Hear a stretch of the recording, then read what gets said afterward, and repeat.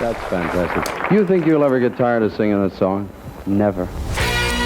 The original Jersey boy himself. One of the true American treasures. Your music has become so embedded in our culture. 48 Billboard Hot 100 singles. Did that come easy to you, that falsetto? That's higher than I sing. Throughout the 60s, Frankie Valli was a really big deal. The popularity of the Four Seasons, which is getting greater than ever. The Four Seasons became a staple of pop music during that decade, with Frankie leading the storm, with his signature 3.5 octave spanning voice and powerful falsetto. Frankie's always had that strange voice. We've used it on a couple of things in some of the older albums. Frankie started singing as a kid, in and out of various bands throughout the 50s, until the Four Seasons broke through in 1962, but the journey for them never started so glamorous.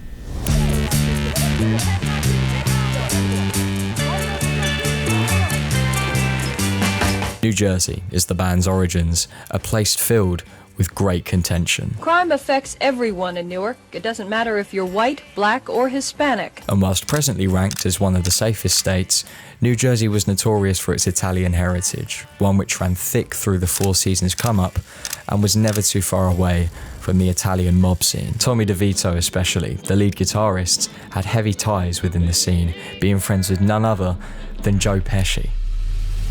I make you laugh? I'm here to fucking amuse you? What do you mean funny? Funny how? Yep, that Joe Pesci. Joe even helped introduce the band to keyboardist Bob Gaudio, the songwriter of all Four Seasons hits going forward, and Frankie's business partner for decades to come. And once famed producer Bob Crewe started working with the group, the hits didn't stop coming. Bob Gaudio, one day before rehearsal, about 15 minutes before he left his house, he wrote Sherry. I couldn't get rid of it and kept singing it and wrote some silly lyrics. I kept singing it all the way down through the rehearsal, which was a 35-40 minute drive to Newark from Bergenfield, and sang it, you know. And the rest is history. The Four Seasons quickly grew from blue-collar roots and prison time to international superstars in the space of a couple years. 4 kids from the ghetto who got a break, and it could happen for anybody. The highs for the band were immense, but the lows became even lower. Bass player and singer Nick Massey left after the pressure of constant touring, with a replacement being brought in. Yet Bob and Frankie launched a solo career, where a string of further hits ensued, Gaudio, Crowe and Valli becoming a powerhouse of hits during the late 60s. You've had a #2 record, Can't Take My Eyes, the one you just did now, right? #1. #1.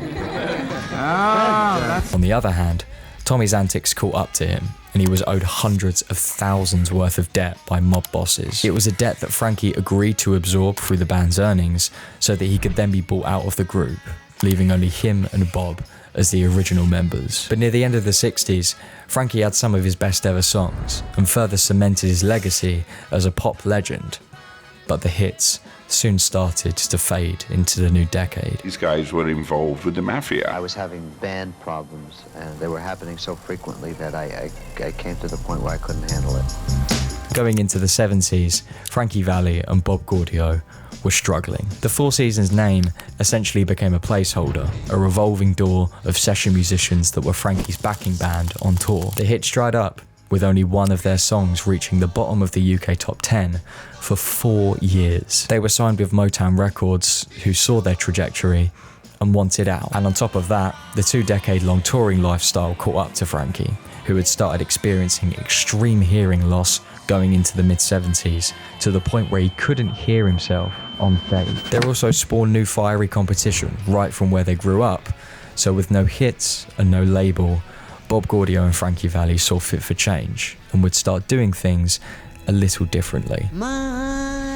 Bob Gaudio penned My Eyes Adored You, another classic for Frankie's catalogue, which gave them a new record deal and a much-needed chart boost to start fresh. It was time for a new lineup, a solid group of musicians, but ones who can also sing very well. Frankie and Bob scouted far, recruiting people outside of New Jersey to fill these spaces, and enough to make the band a 5-piece. It was now Frankie Valli and the Four Seasons, with a keyboardist who can take over Bob's band role, allowing him to be in the studio songwriting, a guitar and bass player who can both sing backing vocals, and most importantly, Jerry Polci, the drummer, arranger, and singer who had the perfect voice for the perfect song to bring Frankie back into the limelight.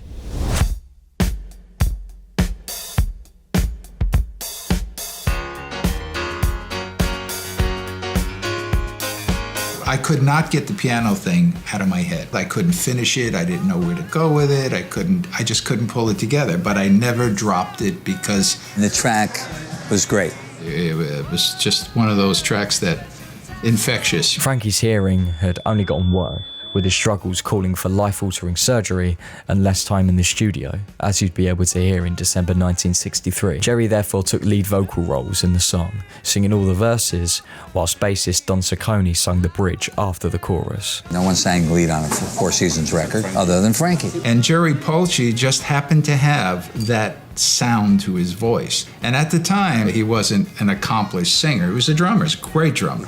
It was a surprise. It was a surprise to everybody. It's just, you know, the right time, right place, right song, right sound, you know, worked for that tune. Frankie's only contribution to the track was its short chorus. Memorable, but nowhere near as memorable as the opening lines to the track. One of those great marriages of an innocent lyric and an innocent voice. When I sang December, I was 23, so I kind of could relate a little bit, you know. As Bob Gaudio wrote the iconic piano part, his wife Judy was the one who wrote the lyrics. I had never written a lyric in my life, nor would I ever think to write a lyric. And then for some reason, I got in my head, what must it be like for a guy's first experience? I just sat down and wrote it. With 3 different lead vocalists, a synth solo as a hook, and a whole instrumental verse, it was a far cry from their earlier material, but it worked flawlessly. It mixed the 60s songwriting Gaudio had mastered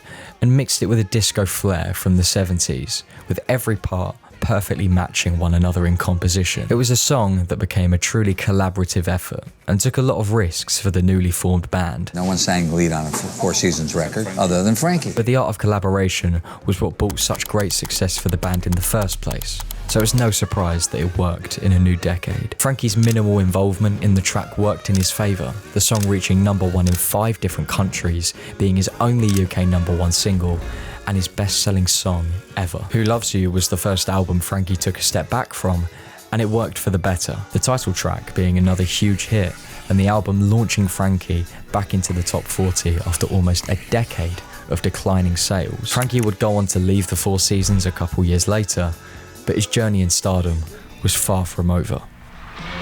Frankie's last big hit came from the Grease soundtrack, performing the opening title track as written by the Bee Gees, frontman Barry Gibb penning the track specifically for Frankie, marking him as a great influence on his work. And whilst he hasn't had huge hits since the 70s, Frankie has never stopped. At the age of 90, Frankie still tours and has rarely given it up for nearly 70 years. Their songs re-entered the charts through ways of remixes or covers, yet the most famous of which taking place on Broadway.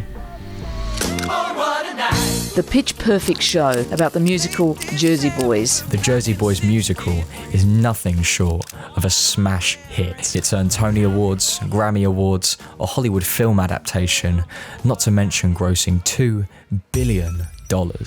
Frankie's name and music has never left the public consciousness since his breakout, whether you realise it or not. He can be talked about by your favourite artists, he can be on best of lists, he can be on theatre posters, he can currently be in the charts. But the way he achieved all of this is through the right collaboration. The Frankie Valli story is one of spectacle, yet it's a showing of how one can turn their life around and help everyone else around them. With his gift of a voice, he became the projection of many people's brilliance, providing lifelong careers to the people around him and people all over the world who have taken to his music and journey to fame. Frankie may have barely done anything on one of his biggest songs, but he did more for other people and proves that a collaborative life can lead to great success for everyone. Frankie Valli hit #1 in 1978 just as easily as he did back in 1962. Determination was a major factor in everything that we did. Which is a sure sign of a legend. Do you think you'll ever get tired of singing that song? Never.